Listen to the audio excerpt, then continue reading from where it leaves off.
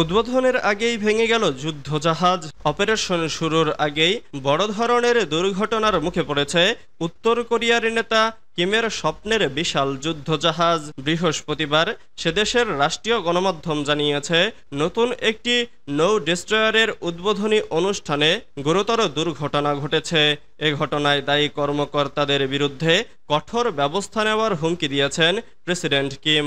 রাষ্ট্রীয় বার্তা সংস্থা কোরিয়ান সেন্ট্রাল নিউজ এজেন্সি জানায়, বুধবার পূর্বাঞ্চলের চংজিন বন্দরে ৫,০০০ টনের একটি নতুন ডেস্ট্রয়ারের উদ্বোধনী অনুষ্ঠানে গুরুতর একটি দুর্ঘটনা ঘটে।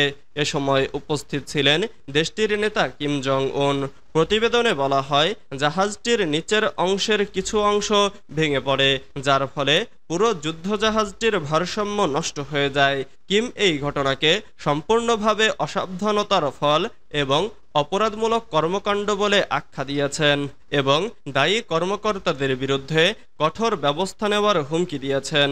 তিনি সরাসরি জাহাজের কমান্ডিং ইউনিটের অনভিজ্ঞতা এবং অপারেশনাল ত্রুটিকেই দায়ী করেছেন।